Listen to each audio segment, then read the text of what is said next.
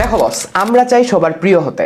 এখন তোমাকে কেউ কিভাবে অ্যাকসেপ্ট করবে এটা ডিপেন্ড করে তোমার আচরণের উপর, তোমার কথাবার্তার উপর। তোমার পার্সোনালিটি তোমাকে অন্যদের থেকে আলাদা করবে।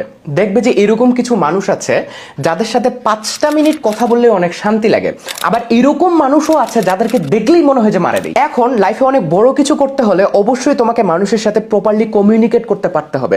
তোমাকে এমন কিছু মানুষ খুঁজে বের করতে হবে যারা তোমার মতো চিন্তা করে। ধরো একাই একটা কাজ তুমি 1 বছরে করতে পারবে, তোমার মতো সেম মাইন্ডসেটের একজন মানুষ পাইলে সেই কাজ কিন্তু তোমার করতে লাগবে 6 মাস। এখন কথা হচ্ছে একটা আননোন মানুষের সাথে প্রপারলি কমিউনিকেট করতে পারাটা একটা আর্ট।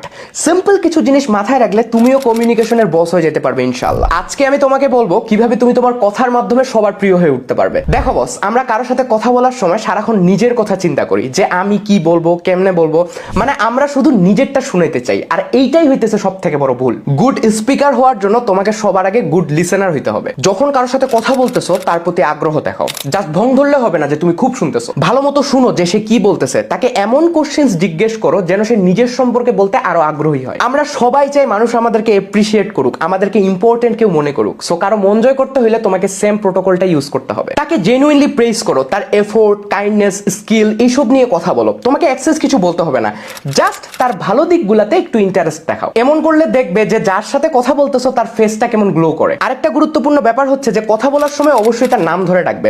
একজন মানুষের কাছে তার নাম সব থেকে ইম্পর্টেন্ট একটা ওয়ার্ড। আমাদের নামই কিন্তু আমাদের আইডেন্টিটি। ধরো তোমার এক বড় ভাই তোমার নাম ধরে ডাকলো, অথবা তোমার এক টিচার তোমার নাম ধরে ডাকলো, জিনিসটা কিন্তু মারাত্মক লাগবে তোমার কাছে যে সে আমার নাম মনে রাখছে। এটা কিন্তু খুব সিলি একটা ব্যাপার, কিন্তু এই নাম ধরে ডাকার ব্যাপারটা আমাদের মাইন্ডে বেশ বড় একটা ইম্প্যাক্ট রাখে। তোমার কাছের মানুষজন কিন্তু তোমার নাম ধরে ডাকে, বাইরের কেউ তোমার নাম ধরে ডাকবে না। সো তুমি যখন কারোর সাথে কথা বলতেছো তখন 2-1 বার তার নাম নাও, জিনিসটা অবশ্যই